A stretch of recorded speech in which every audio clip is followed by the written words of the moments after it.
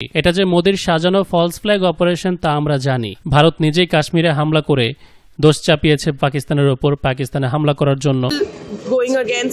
প্রথমে যখন এই যে ভাইরাল এই মহিলা হিমানশী নারওয়াল, তাকে যখন প্রেস জিজ্ঞেস করেছিল এই বিষয়ে মিডিয়ার কাছে, তখন কিন্তু এই মহিলা বলেছিল মুসলিমদের ওপর বা কাশ্মীরিদের ওপর কোনো রকম ঘৃণা প্রদর্শন করা হোক তা আমি চাই না। কিন্তু আল্লাহই জানে তার সাথে কি হয়েছে, তাকে কে ম্যানিপুলেট করেছে।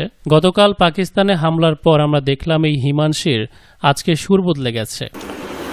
मैं यही कहना चाहूंगी कि मेरे हस्बैंड ने he was in the in our country. তো বেসিক্যালি এই মহিলা ইংরেজিতে এখানে যা বলেছে, আমার হাজবেন্ড যেহেতু এই দেশে একজন নেভি অফিসার ছিল, দেশের স্বার্থে কাজ করেছে, সে এই দেশে সন্ত্রাসবাদ চাইতো না, দেশের শান্তি রক্ষা করতে চাইতো, তাই এই শান্তি রক্ষার মিশন যেন অব্যাহত থাকে, এটা যেন শেষ না হয়, বরং এটাই যেন শান্তি রক্ষা মিশনের শুরু হয়। হিমানশী নারওয়াল গতবারের ইন্টারভিউতে যে বলল এই ঘটনার জেরে কোনো অশান্তি যেন তৈরি না হয়, সেই এখন বলছে অশান্তি শুরু করার জন্য, যুদ্ধ শুরু করার জন্য।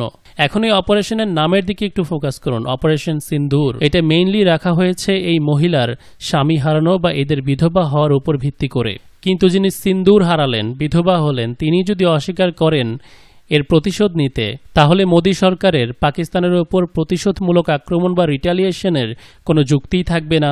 সেজন্য আমি মনে করি এই মহিলাকে সামহাও ব্রেন ওয়াশ করে বা ফোর্সফুলি তার থেকে আরেকটি ইন্টারভিউ নেওয়া হয়েছে ইন্ডিয়ান পাবলিক এবং বিশ্ববাসীকে বোঝানোর জন্য যে মোদির পাকিস্তানের উপর আক্রমণ করার কারণ রয়েছে এবং তাতে স্বামীহারা এই মহিলা খুশি। এটা যে মোদির সাজানো ফলস ফ্ল্যাগ অপারেশন তা আমরা জানি। ভারত নিজেই কাশ্মীরে হামলা করে দোষ চাপিয়েছে পাকিস্তানের ওপর, পাকিস্তানে হামলা করার জন্য।